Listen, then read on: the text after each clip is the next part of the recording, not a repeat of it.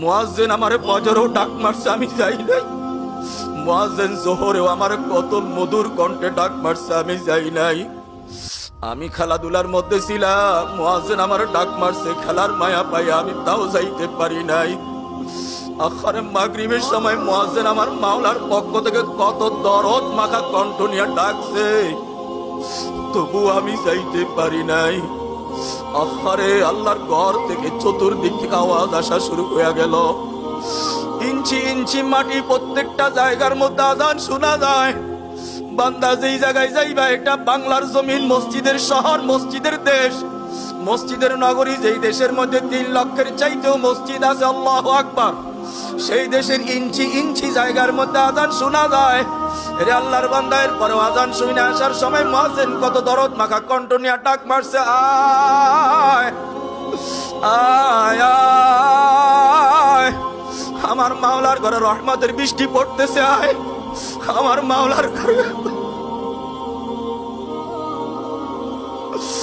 আমার মাওলা রহমত লইয়া আসছে, আয় আয় আয়। মুয়াজ্জিন ডাক মারছে, আমি আসি নাই, আসতে পারি নাই। বন্ধু বান্ধবের সঙ্গে মোবাইলের মধ্যে বাজে আড্ডার মধ্যে ছিলাম, খারাপ কাজের মধ্যে ছিলাম। কোন জায়গার কোন বেগানা মহিলার সঙ্গে খারাপ সম্পর্কে। হে বান্দা, আসমান থেকে জমিনের মধ্যে 2টা জিনিস নাযিল হয়। এক জিনিসের নাম আল্লাহর রহমত, আরেক জিনিসের নাম কিন্তু আল্লাহর গজব।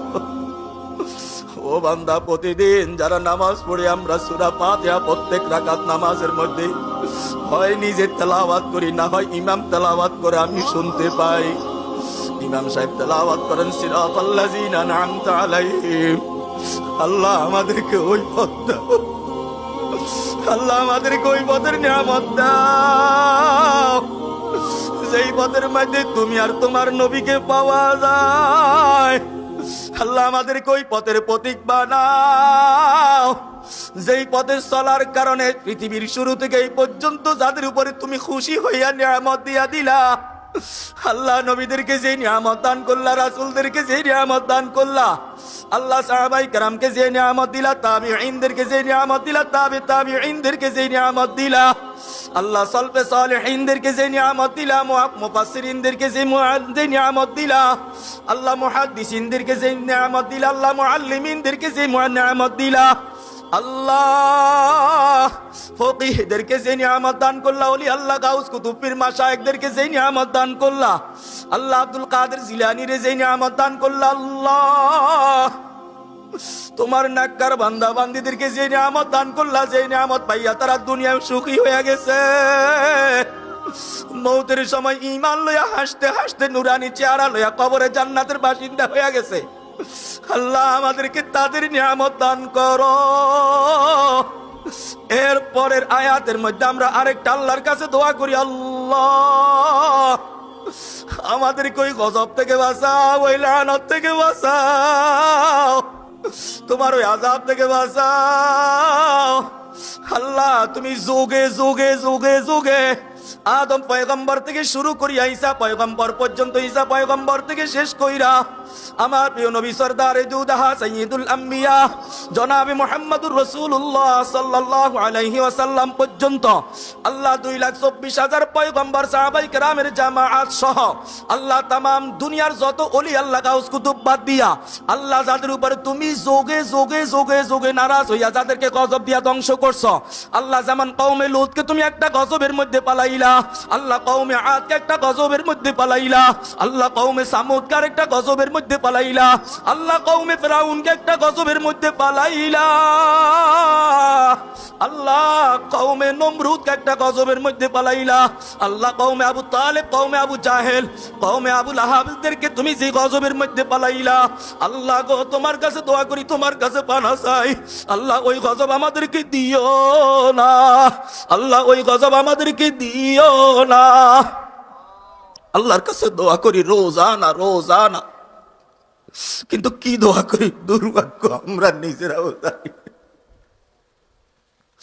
কি দোয়া করি নিজেরাও জানি না। যদি জানতাম দুনিয়ার মানুষ যদি একবার শুধু জানতো বান্দা যখন নামাজের মধ্যে দাঁড়ায় আছে আমার আল্লাহ পাক রব্বুল আলামিন আরশে আজিম থেকে ডাক দিয়া বলে বান্দারে তাকায়া দেখ এই মুহূর্তে তোর আর আমার মাঝে আর কেউ নাই, কেউ নাই।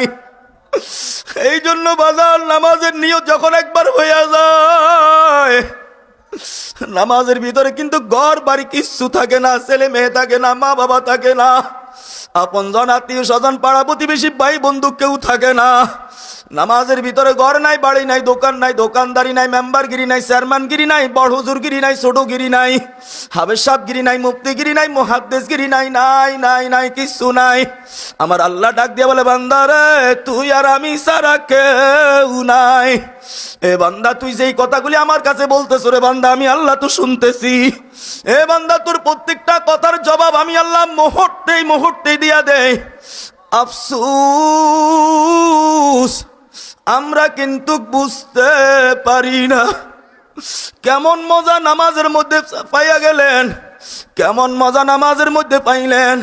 আম্মাজান আয়েশা সিদ্দিকা রাদিয়াল্লাহু তাআলা আনহা থেকে হাদিস বর্ণনা।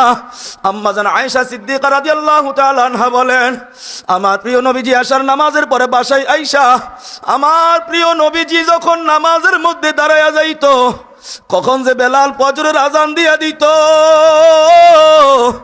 আমার পয়গম্বরের নামাজ কিন্তু শেষ হয়।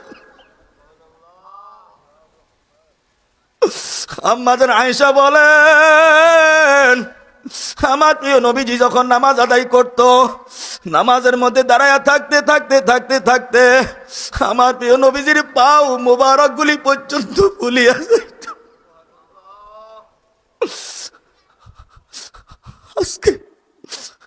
আজকে সেই নামাজ আমার কাছে